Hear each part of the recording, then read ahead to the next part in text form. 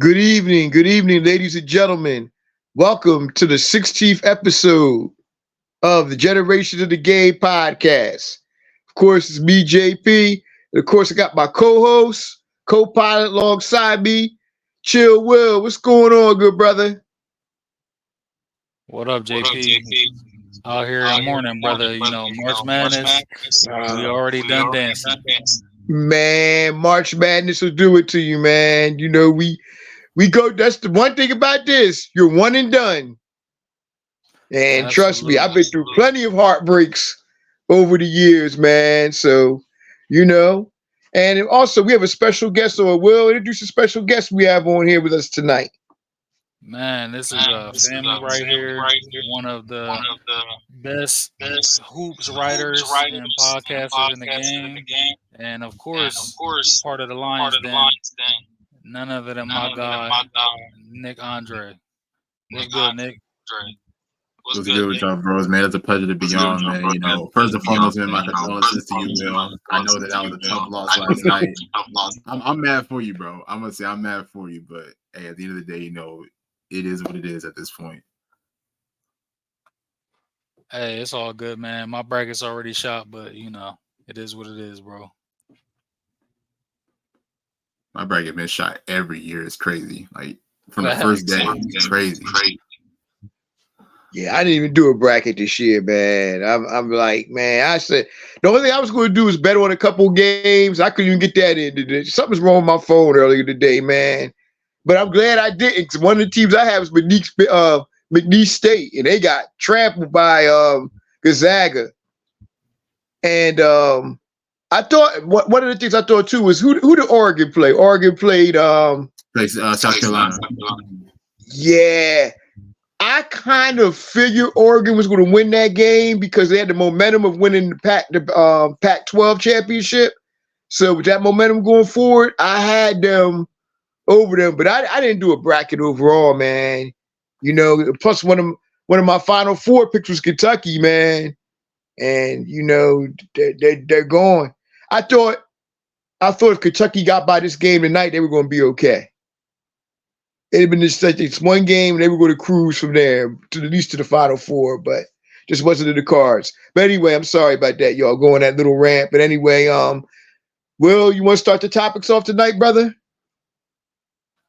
Yeah, let's get it, man. I mean, this topic is kind of, but so college All Americans came out. I'm about to pull up the list real quick. The AP All Americans. And I just want to discuss the snubs. I actually want to discuss the women's team first. Let me see here. All right, so first team: Caitlin Clark, Cameron Brink, Paige Beckers, Juju Watkins, Hannah Hidalgo. Second team: Elizabeth Kitley, Angel Reese, Cardozo from South Carolina, Madison Booker, J.C. Sheldon from Ohio State. Third team, we had Alyssa Pilley from Utah, Mackenzie Holmes, Indiana, Diasia Fair from Syracuse, Georgia Amore from Tech, and Reagan Beers from Oregon State. So, Nick, as JP loves to say, man, you're the guest. I want to get your thoughts. What name or names immediately come into your mind as missing? Man, there's a lot of people on our list that I believe is missing. I'm gonna be a homer, and I'm gonna start with the Florida State. I think Tanaya Latson had an incredible year. For those who've been following me, y'all know that I've been really high on her. Just her scoring ability, just her ability to just find ways to just drive inside and just be able to absorb contact and just finish at the rim. And then also as well, a lot of people may not know is that she slowly started to develop that perimeter game. Showing that ability to to knock down outside shots, showing that ability to score on the mid range, whether it's on a catch or shoot, or even just coming off a dribble, coming off of a high ball screen. So that's definitely one name there as well. But aside from that, I can't really think of any names off the top of my head. I mean, there's a lot of great talent across the country, especially with women's basketball. I could probably go with Tiana Jackson out of Kansas. I thought that she had a terrific all around year. Even out at like UCLA, you had players like Lauren Betts who had a really good year, Kiki Rice who had a great year as well. But overall, I mean, the first, second, and third list, I thought they were pretty valid. obviously you can't include everybody, but when you talk about that first team, I mean, you guys are from Jersey, Hannah Hidalgo just had an incredible year, and she's still going, obviously in this tournament, being able to win that ACC championship against Notre Dame, being able to step up to the plate. Juju Watkins out of USC. And I'm telling you, man, this freshman team in women's basketball is just really incredible. I mean, those are just two names right now, but then there's also an abundance of other players as well. And then of course you can't forget about Caitlin Clark and just what she was just able to provide all season long for that team. She had such a historic senior season, whether it was breaking scoring records, having triple doubles, having game winning shots. So she's been by far the face of women's college basketball, and also just continuing to help elevate the women's game as a whole. So, but overall, I mean, and also, people got to talk about this one here. I mean, and she's on one of those lists, but Deisha Fair out of Syracuse, I think that she had such a great offensive season, and I think in a way it kind of got overshadowed by Caitlin Clark and what she was able to do. Which is fair at the end of the day, because Caitlin Clark was incredible, but what Deisha Fair did at Syracuse, because I don't think anybody really expected them to be like true top contenders in the ACC, and for her to just be able to just really lead that team to where they are, which is really incredible. I mean, their coach ended up winning Coach of the Year in the ACC, which is just incredible as well. So overall, I mean, those first, second, and third lists, I think that they're pretty valid. Obviously, there's some names that should have been up there, but like all those names that are listed, all had incredible years overall. Absolutely. And shout out to Deisha Fair. I do agree. She's actually, I think, a top 5 all-time scorer now. Mm-hmm. Mm-hmm. JP, any names that you feel is missing? What's the one guard from South Carolina that's leading the nation in 3-point shooting? I forget her name. Yeah. I thought Johnson too. Yeah. I felt as though that she should have had consideration for at least one of those three teams. I'm surprised South Carolina only got one player on the team, the center.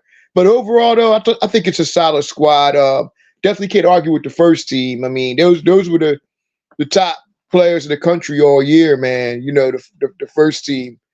Angel Reese, second team, yeah, she's had a good year. She went through a little bit of adversity beginning of the year, but she's gotten it together now. But overall, yeah, it's a good. It's first off, it's a hell of a squad, man, especially that first team. And like Nick said, the freshmen, man, we get at least 3 more years of this. So shouts to the ladies who made the All-American team, and of course, looking forward to watching them in the tournament, man. Yep. So real quick, JP, before we move on, I do agree it's a good list, and overall, I don't think I could argue that anybody's not deserving, but I will say I don't see how you can leave Rakia Jackson from Tennessee off the list. I don't know how I forgot her name. That's crazy. I mean, she definitely should have been on that list. 19.4 points, 8 rebounds, 2.4 assists a game, all SEC. And I mean, if you actually watch Tennessee play, she's the reason they're in every single game. She's probably going to be a top 3 at the latest, top 5 pick in the draft. Man, Miss Jackson could hoop, man. And I know it's hard to narrow it down, but when you think about like impact players, she's got to be, she's in the top 10, maybe the top 8, so I think that's a big omission by the committee there. I agree 100%. I mean, Rakia is just spectacular. I mean, she even showed that too throughout the whole season, and then of course in the SEC tournament as well. She had a really strong showing against Alabama in that first game, and then even Tennessee was on the verge of actually beating South Carolina in that semifinal game before Camila Cardoso's 3. So, and it's not even just Rakia scoring that I've noticed. It's also her playmaking as well that I don't think really gets highlighted enough as well. She's great at running the pick and roll. She can run that high-low action, with the bigs. And just being able to just connect with her teammates overall is just really, really incredible. So I agree with you 100%, Will. I mean, Rakia Jackson is by far one of the top lottery picks in this draft, especially now that Paige Beckers is not going to be there. So if you ask me, I think she's probably going to go number 3 to Chicago, and I think that's going to be a great destination for her, especially now that they're kind of in a rebuilding process. They just got rid of Kalia Copper, who's now with the Phoenix Mercury. So this could be a really good opportunity for her to just step in and just, be able to be that next franchise player. Hell yeah, bro. Absolutely. All right, JP, you can take us on to the next one, brother. Okay, as we go on, now we start with the men, as we always do. Ladies always first, but now we go into the NCAA tournament men. Um, I guess we would say, who do you all see being the favorite for the NCAA championship? Nick, we're going to start with you, brother, since you're the guest.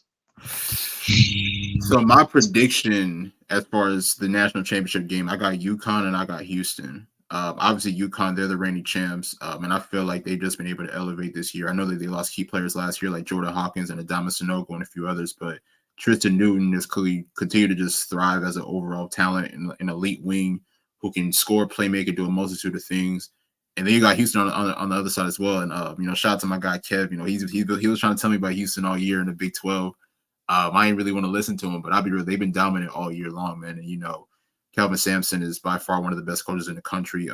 Jamal Shedd is one of my personal favorites. LJ Cryer, the list just goes on and on as far as that team as a whole. So that's my prediction right there is UConn and Houston, just because I feel like I'm not going to say that their journeys are going to be easy because, they're going to have to run to a lot of great teams, but I just feel like it's going to be those last two teams, as far as standing, as far as potentially winning that national championship. And if you ask me who's going to win that game, I'm going to say Houston.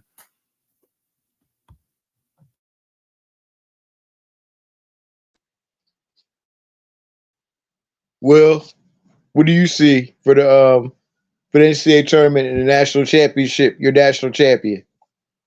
I mean, I felt like UConn's been kind of the favorite for majority of the season, and Houston for sure is a good team. But so I think I could see UConn doing it.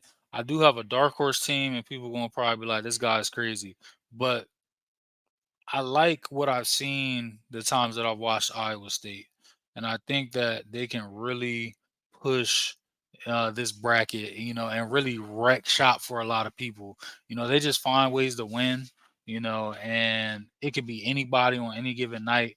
And in March, that's what you need. Of course, before the tournament started, I look, I'm a realist, when it comes to Kentucky. So I told people at work, I had a feeling one or two things was going to happen. We're either in the Final Four or we were going to flame out horribly. So technically, I was right. You know what I mean? Like I'm mad that I was right, but it is what it is, man. But I do think UConn can do it, but the bracket is not kind to them at all. Like if they make it, that far, they will be war tested and beat up. Go ahead, Nick. Oh, no, I mean, I definitely agree with you. I mean, Iowa State was one of my personal favorite teams, not even just in the Big 12, but in the country as a whole. I mean, they have an abundance of just tremendous all-around talent. So, I mean, if they end up finding their way to the national championship, I wouldn't be surprised either. I wanted to get y'all thoughts about two teams and their journeys possibly getting there. There's North Carolina, who by far dominated, the ACC as a whole. I mean, RJ Davis, in my opinion, was the best player in that conference. I don't think it was close. I know Duke was right there as far as the next contender in that conference, but obviously North Carolina was by far the better team. And then I'll say Arizona, who pretty much coasted through the Pac-12. So I wanted to get y'all's thoughts on those two teams and they're potentially possibly trying to win a championship. I mean, North Carolina, they've been dominant at times, and I'll be honest, I haven't been the biggest Hubert Davis believer, but this year he showed me something, and I think this is the first year where he has some of his players on the roster, and that makes a difference. They have a real playmaker, and Elliot Cadeau, RJ just taking his game up, times 10. So I could see it, man. But I'll be honest, man. They got Michigan State next round. So I look. If you're a betting man, you don't put your money against Tom Izzo, no matter what the seeding is, no matter what their record is. You don't do it, man. Like my record. That's part of what wrecked my bracket. I had Mississippi State over Michigan State, so I'm already down. You know what I mean? So, I wouldn't be shocked, one way or the other. North Carolina could win and go on to the Sweet 16, but I would not be surprised if Michigan State got them boys out of here. Yeah, I agree. Um, Man, I think it's going to come down to, like you said, never bet against Ty Izzo. This is his time of year. North Carolina, they got a good team, like you said. There's times they're like the number one team in the nation, and there's times when they struggle. Which Carolina team will show up? They look pretty good today. They won 90-62. Next game is going to be a real tough game for them. We know how Ty Izzo plays that physical style of game. So they're going to have to be on their P's and Q's. Arizona, it all depends on Caleb Love, man. It really does. If he comes out and plays like he played in North Carolina 2 years ago when they went to the national championship game, you get that Caleb Love, man, they could go far, far away. They could really go far because they had the bigs and they got the guards and stuff to really do some damage. Getting back to UConn real quick.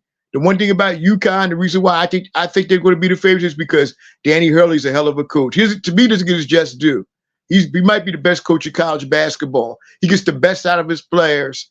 He's going to make it as if it's they're going to have a chip on their shoulder because of the tough competition they have, like with Iowa State and those teams there.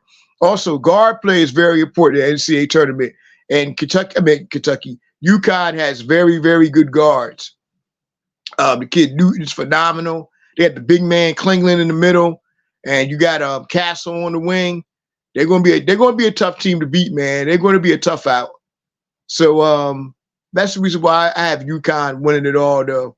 But Arizona and I think Arizona can handle North Carolina. They're just as big as they are. Like I said, comes out to Caleb Love again. What is he going to do? Because we see him have games where he's hot, and we see him has games where he's cold. And he has a lot of talent. But if he comes out shooting and firing, they can go a long way. I actually do agree for the most part with JP, but I will say as far as Arizona, Caleb Love is important, of course, to what they're doing, but Kylan Boswell is like their X factor because if you look at Arizona when they struggle, he's not playing well, and Caleb's job is to score, but Kylan he's playing a point. He's got to set the table and be a steady hand, on the floor for the team. So if he can come out and play like he did early in the year, then Arizona, their chances are really great, man. But if he's like struggling to score and playing out of control, then Zona is vulnerable. I hear you on that. I want to get back to the Izzo thing because it's like I agree with you 100%. You can never bet against Tom Izzo, like one of the greatest coaches ever in college basketball history. But I don't know. A part of me hasn't really been that impressed with Michigan State this year. And I know that it's a tournament, and I know that it's an entirely different story. But and I'm not saying that they can't make a tournament run or make a deep tournament run, but I don't know. I haven't really been that impressed with Michigan State this year. I mean, I know that the guard play has been terrific, but I haven't really been as high on them as I may have been in like previous years in the past. No, that's I agree with you. I mean, that's why I had them losing in the first round on my bracket this year. Just to be honest, like they haven't been anything special. But I will say the way that they play, the grinded out style, slowing down the game, and the fact that it's one and done. So I feel like that benefits a team like them. They're a team that can always squeak out a win. And if it comes down to it, you got one of the greatest of all time behind the clipboard, and as far as specific players, if I had to give the ball to any player in the country and to give me a bucket, I feel like I can depend on Tyson Walker. That dude is big time. And I know some of the other guys, AJ Hogard and them, it may not have been the season people thought it would be, but they always play with a chip, so I mean, look, they won one, that may be it for them, but I think Izzo, man, I don't know, like his team, I don't know that it's gonna be a deep run, but I can see him possibly getting one more, I'll say that much. We'll just see how it goes. Yeah, definitely agree with that. As we talked about, of course, right here, college basketball, March Madness in full effect. You know, people out there, I know you all watching the games and stuff, and I know some of the brackets are busted. People lost money today. They mad as hell. So, you know, this is why they call it March Madness, man. Anything can happen in March Madness. As we move on now to the world of the NBA. And the other night, man, we saw Anthony Edwards catch a body on somebody the other night. John Collins the other night. I mean, man, that dunk was vicious. Nick, you're the guest, man. Not only should you speak on that dunk, but give us your top 2, 3, 5 in-game dunks that you've ever seen in your lifetime, man. And is that one from Anthony Edwards? Does that one even rank up there in your top 3, 4, or 5 of all time? Man, y'all put me on the spot with this one, man. I'm gonna have to really think, man, because there's been a lot of great in-game dunks. But first, before I get to that, I'll be real. Like, that dunk by Ant-Man was just incredible. I didn't actually see it live, but me just going back watching the replay of it on Twitter, it was just absolutely like insane. I thought I heard something like John Collins broke his finger on that play. I don't know if that's true or not. But he got concussion. He got concussed. Oh, did he? Yeah, he got a concussion. Oh, and dislocated his finger. Yeah, that's what I heard. I didn't know for sure if it was true or not. But I mean, either way, I mean that dunk is incredible. And then of course, I don't know if you saw after the game when Anthony Edwards was getting interviewed, and then they showed this I guess it was like iPad or something like that, and they showed him like the dunk, like, you know, while he was getting interviewed, and he was just like going crazy about it. So I mean, Ant-Man is just incredible, man. If you ask me, one of the best young players in the league. A lot of people believe that he could possibly become the face of the NBA. You know, after LeBron retires, I mean, that's still up for debate. But as far as my favorite in-game dunks, I mean, I would probably say that's up there. I'll probably say that's probably top 4 or 5. But a lot of them that come to mind are obviously the LeBron dunk on Jason Terry back in 2013, I believe, when Miami played Boston. I know that there was a play, this is probably like back in like 2002, 2003 with the Lakers. I remember Robert Horry had like threw like a far inbound pass, and then Kobe Bryant caught it at like, you know, like pretty much like along the half court line, and then like drove to the basket, you know, to like, you know, wrap the ball around his hands and then dunked it with the reverse dunk. It was crazy.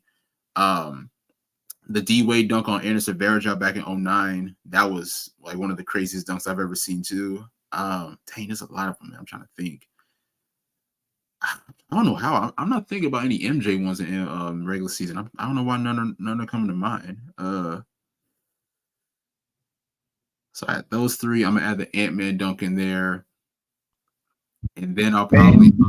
You know what? You talk about MJ. I know one dunk you could think of was against Patrick Ewing against the Knicks on the baseline. Oh yeah. And just went bam. Just that was vicious, man. He had a couple. One on Mutombo too. You pointed the finger at Mutombo like, no. Oh, yeah. Forgot about that. You know what? There's also one too that came up to mind. I remember this was when Vince Carter was on the Nets and they were playing Miami, and he went up on Vince Carter. Crazy. Yeah. I'm gonna tell you another MJ dunk too. It was in the mid '80s, might have been his first or second year in the league. We dunked on Melvin Turpin, man, in Utah. Man, he took off for woo and did it vicious. Yeah, but MJ definitely had some signature dunks. Nah, that's a fact. I'm also thinking about I remember Kobe dunked on Dwight Howard back in the day as well. Like, that was one of the craziest dunks too. There's a lot of great dunks, man. It's kind of hard to really pinpoint like which ones are like the greatest.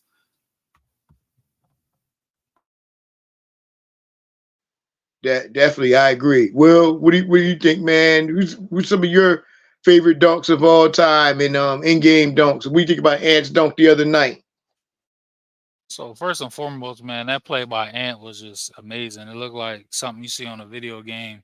You know, I'm not saying it like as a direct comparison of his game, but like when you look at that play and some of the other plays he made, like the game saving block like last week or whatever it was when he hit his head on the backboard, you know, Ant, he has something that, you know, when you think of all-time players, LeBron, Kobe, Jordan, where it's like there's been a lot of great athletes to play in the league, but as far as it translating into like real play on the court and just all-time moments, like he just has an it factor to him, man. I'm a big fan of Ant, and I look forward to seeing his career unfold. Um, as far as like some of my favorite dunks, Nick, you definitely hit one of the main ones. Vince Carter, around the back, dunking on Alonzo Mourning. That was crazy. D Wade violating Varejao was crazy. When I think about it, this is before the DVR era and HD. Sean Kemp dunking on old boy and pointing at him. So, what's his name? Alton Lister, he dogged on that. That's it. Uh-huh. Yeah, yeah, that was nasty. And then when I think the Lob City duo, man, they had some great moments, man. DeAndre Jordan, assassinated Brandon Knight. Blake, he called Powell, and then I think it was the putback. He also did Kendrick Perkins dirty. And then I can't leave out two of the most Ja's the guy now, but some of the forefathers of the athletic point guard, can't forget, man, pre-injury D Rose. I remember he caught Goran Dragic with the two-hand cock back, boomed on him. He caught Greg Oden slipping as well. And then Russ, man, he got a long list, man. He dunked Thon Maker out of the league. Like, he caught even recently he caught Gobert, I think it was. So, it's been a lot of moments, and honestly too many to remember. But before, I stopped talking about, favorite dunks. This player, his career was said and done before I was, old enough to really know what was going on. But from the highlights I saw, I gotta shout out Dominique Wilkins, man. One of the greatest to ever do it. It seemed like he dunked on 3 to 4 people every time he stepped on the court, man. And like the power and ferocity that he dunked the ball with, like that's the stuff of legend, man. Yeah, definitely. I would say my dunks would be first of all, I'm gonna go back. I gotta go back to my basketball idol, Dr. J. Irving. I got to go back to when I was like 5 years old, the '77 when he dunked on Bill Walton. It was nasty.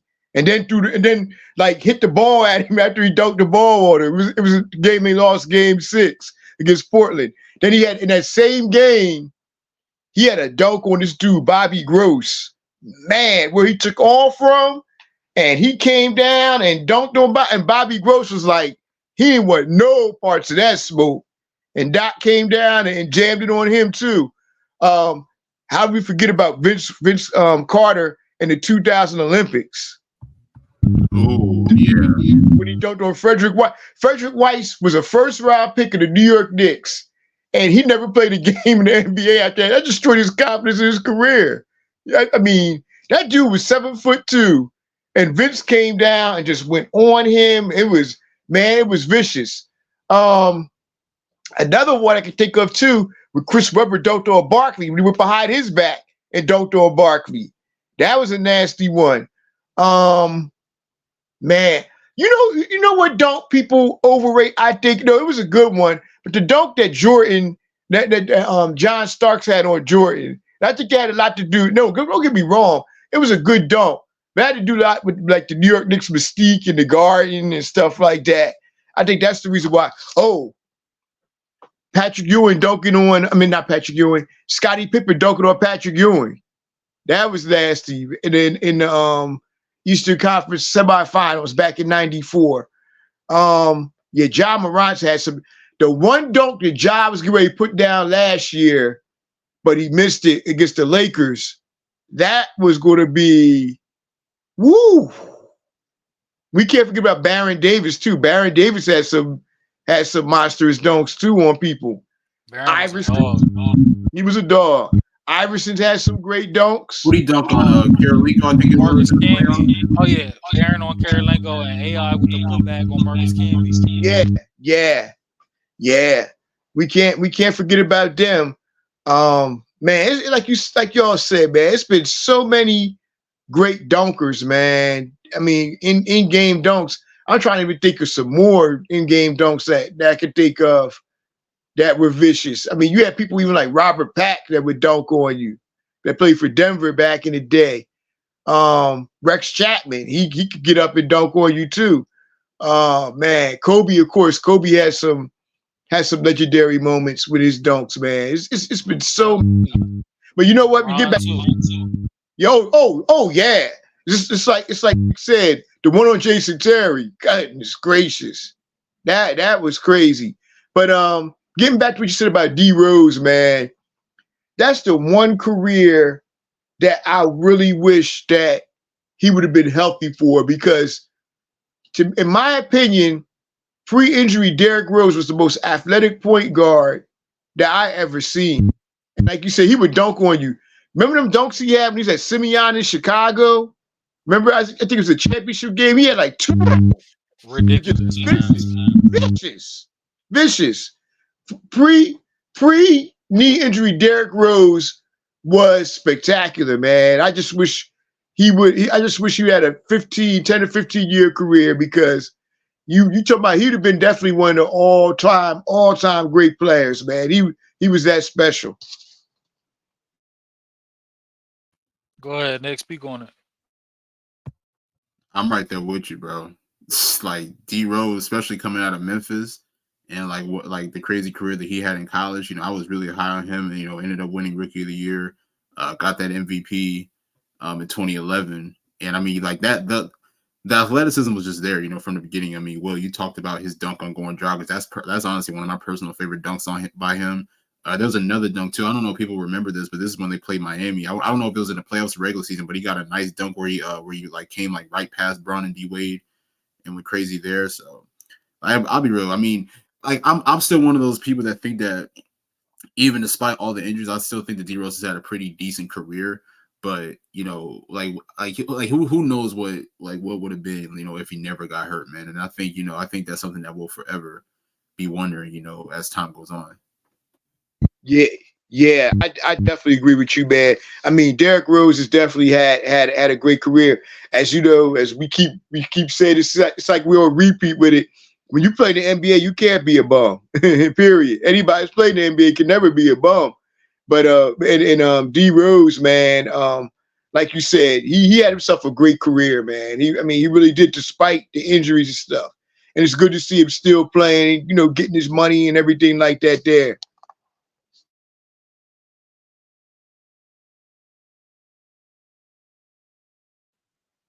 Yeah, okay. As we move on now to our sticking with the world of the NBA. Now we're gonna go to something that Nick mentioned earlier. Who will be the face of the NBA coming up? Nick, I have my person, but Nick, we're gonna go to you first, man. Who's gonna be your face or faces of the NBA coming up? Honestly, I think there's a lot of guys that have potential to be that. But I'll be real. I mean, one thing that I've learned over the years is that, like being a face in the NBA comes with a lot of great responsibility. I think you just have to have that if factor, and you just got to have that longevity. That longevity that's just going to keep you around for a long time. I mean, obviously, we've seen it with Bron, year 21. Still playing at a very high level. Even before him, you could say Kobe or MJ or whoever it was. It just has to be somebody that's willing to take on that role and just be able to embrace it and just be able to take it head on. I mean, I mentioned Ant-Man. I think that Ant-Man has a really high ceiling. You can go with a guy like Jason Tatum. You can go with a guy like, obviously Jokic has been taking over the league, recently just won a championship, has 2 MVPs. There's Giannis, who's a champion and a 2-time MVP as well. Embiid, the thing about Embiid is that Embiid just can't stay healthy for the most part. But besides that, I've always been saying that he's the best offensive big in the league, because I feel like no other big man in the NBA really possesses that type of skill set. But you can even go younger. I like Paolo Banchero out in Orlando. I think that he has that it factor, and I think that he could be really great for a long time. SGA out of OKC, he's been incredible as well. Just being able to just continue to maximize his game, being able to learn at a young age, with the Clippers, and then of course transitioning to Oklahoma City, playing next to Chris Paul and just pretty much being able to pretty much learning how to be like a true professional. And I mean, we're seeing that throughout this year. I know that the MVP is still up for debate as far as this season, but if you ask me, I think the SGA has a really high chance of winning it. And then there's other guys as well. I mean, obviously you got Tyrese Halliburton out in Indiana, you got Jalen Brunson out in New York.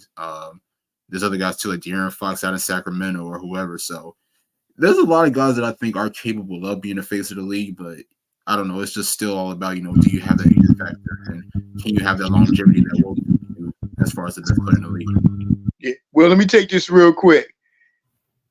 There's one player that you didn't mention that I think is definitely going to be the face of this league over everybody. And like you said, I think Anthony Edwards is. There's one player I really do think is going to be the face of this league, and that's the guy, you didn't mention him, the guy that plays for the San Antonio Spurs, Victor Wembanyama.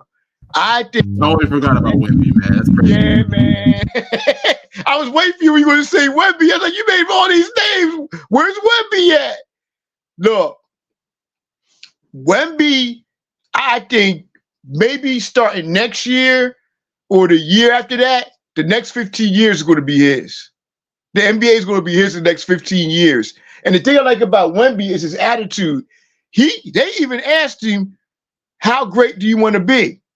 He said, I want to be the greatest player to ever play this game. These words came out of his mouth. He said, I want to be, when my career is over and done, I want everybody to say that I am the best player to ever play the game of basketball. That's a hell of a statement to make. We consider all the great players you've had over the eras and decades and stuff. But I really do think it's going to come down between him and Ant-Man. I'm gonna give you two other names real quick too. Ja still could be the face of this league, but there's one other name too. He's starting to get himself together. He's playing the best ball I think right now of his career is Zion Williamson.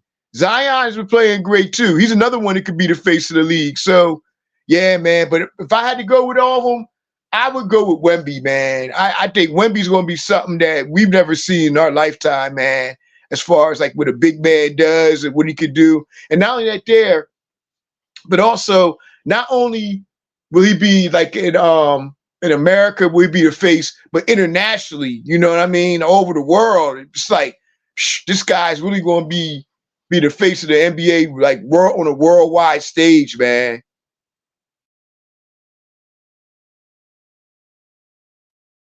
JP, I respect it, brother. You said, let me make sure I get to say my guy this time. Make sure nobody takes him from me. You know what I mean? So I respect it. Victor for sure got, I feel like the name and the game, and the international status to make it happen. And like you look at his numbers, I mean, he's just under 21 points a game, 10 boards, 3.5 blocks, and he played majority of the year on a minutes restriction. It's only up from here, especially if they get him a point guard that can actually get him the ball. Wemby's numbers are going to look outrageous, for the rest of his career, God willing that he's healthy. Ant-Man, I think Ant has the personality along with the game, to do it. Other guys that I think, SGA, that's my dog. Of course, he's doing his thing right now. Another player that I feel like kind of gets lost in the shuffle is, Paolo Banchero, man, down in Orlando.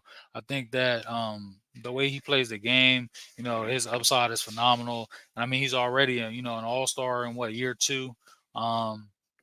He's a very special player. I don't know much about him as far as like, I feel like he's not the loudest guy, but from what I've seen, he wants to win. And, he really takes it, personal and just loves the game. So I think he's a guy, too, that you'll see. And depending on kind of what decisions he makes, like, because I think he's got, some international, like, heritage and everything. So depending on how he leans into it, depends on kind of maybe how they market him and stuff. But as far as, like, just on the court, he's a hooper for real. Yeah, well, Banchero, his dad is actually Italian, so yeah, he's Italian. He's half black, half Italian. Yeah, so yeah, he does have international. You know what I mean? As far as internationally, definitely, man. But I agree with you about Banchero, man, he's a great player. I meant to tell you one last name too. I would throw in there too that could be a face of the league too or close to it. Is Cade Cunningham with Detroit. He has all the charisma, the tools, and everything. I think Detroit will be a better team next year. But you talk about Wemby getting a point guard. Could you picture him with Trae Young there next year in San Antonio? That would be illegal with his firing from the outside and open up things down low for Wemby and stuff. Man, that would be illegal. With Trey's passing ability, man, Wemby will probably, add an easy 10 more points a game. Because, like, well, the thing with Wemby that I noticed, and Nick, I know, like, the lens you kind of watch the game through, you probably agree. Like, Wemby, first of all, he just can reach up and he's damn near dunking the basketball. He cuts through the lane probably 4 or 5 times a game and doesn't even get looked at, by his teammates. So you add somebody that's actually gonna give him the ball when he's coming through. Like, bro, he's by far the easiest lob threat in the league. You know what I mean? Like, you give him, they don't even have to be Trey, a halfway decent passer, man. Like, like, it's over. I mean, y'all both hit right on, Wemby. I mean, like we've never seen anybody of his size. Like he's over 7 feet and he can literally play the guard position if he wanted to. Like that's just how special he really is. You talk about the ball handling, the perimeter shooting. He has a really nice touch, and then of course his size as well just makes it more difficult. I mean, like nobody's stopping him once he gets downhill. Nobody's stopping him when he's attacking the lane. So that's what makes it hard as well. But then also his defense as well. Just being able to show up on the end of the floor, being able to protect the rim, block shots, be active, in the passing lanes to get steals, that just makes him just unstoppable to guard, honestly, man. So Wemby definitely has that effect as far as being the face. I think people have seen it for a long time now, and now that he's finally in the NBA and he's shown it. Like I know Chet's having a really good year in OKC. I know Brandon Miller's having a really good year in Charlotte, but to me, there's no question who the rookie of the year is, and that's Victor Wembanyama.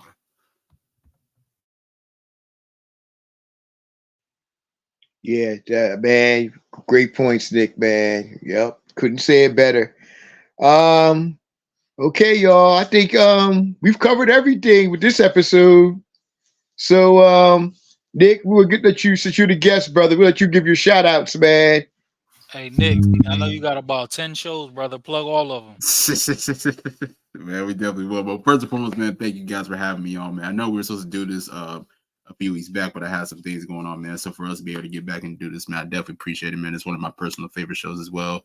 Love to watch y'all. I mean, I've watched just about almost every episode. So once again, I appreciate y'all for having me on, man. Follow me on X at Nick Andre ATR. As Will said, I'm a host of For the Love of the Game. You should have checked that out, where I cover everything basketball from high school, college, NBA, WNBA, you name it. Then I also have another pod called Believe in FSU Basketball, where I cover Florida State men's and women's basketball. So make sure to tune in for that. And then, of course, like Will mentioned earlier in the show, I'm a writer as well, and I write for the Lions Den. So make sure to check out a lot of my recent pieces that I wrote for them as well. But just follow me on Twitter, and then you'll be able to see all the content from then on out.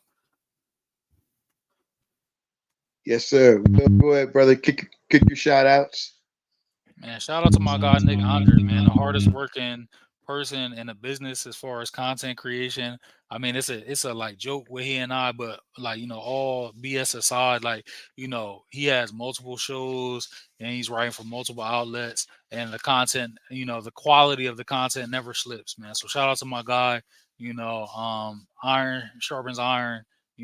There's times where I don't feel like writing, but I'm like, damn, Nick wrote five articles this week. I gotta step my game up, So Man, shout it's out to crazy. I be feeling like that as well, man. Like, even last week, I couldn't write for nothing, but I don't know how I was still able to get them done. But I just was, man. It's just something that that you just got to get out of you as far as just staying locked in and just staying disciplined. But that's be facts, like bro. that. Shout out to and also, man, shout out to all the coaches, players, and the families, man. Like, without y'all, we don't have this great time of year that we know is March Madness, and even though my team is already done for, it's my favorite time of the year, man. From about 12 noon to late at night, you got basketball all day long, and it's glorious, man. So shout out to everybody, shout out to the fans, and shout out, of course, man, to my co-host with the most, my brother JP.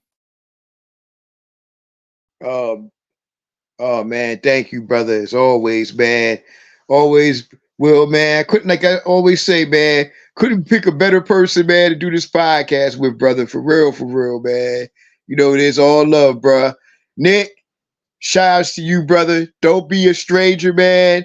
I have listened to one of your shows when you had Will on, man. You both, man. It was a great show. We talked about Kentucky basketball earlier this year, man. That was a hell of a show, man. I listened to it. So yeah, definitely. I'm definitely going to be listening to more content you put out, brother. And as we tell everybody that comes on here, we haven't had a whack guest or anybody on here yet, bruh. Yo, you know you're more than welcome anytime, man. Nah, no doubt. Anytime. You already know I'm gonna be back, man. So whenever y'all send an invite, man, let me Yeah, know. you don't need an invite. You just say, hey, you want to come on, man? Come on. The door's open to everybody we've had on here. The door is open to everybody. Just come on in and let us know when you want to come on. That's Hey Nick, it. you said next week. Let's run it. Let's run it. Hey, I mean, I'm ready. I'm ready. Let's do it, man. But as always, man, shout out to Nick. Shout out to my boy, of course, Will, man. All this stuff wouldn't be possible without him, brother. Definitely. The shouts to all the listeners out there. Everybody is, as I always say, everybody be safe. Hey, look, March Madness is here. So, you know, enjoy these games and everything. It's the best time of year for sports in general. So on behalf of me, Nick, my boy Will, we say peace and we'll see y'all next week. Peace.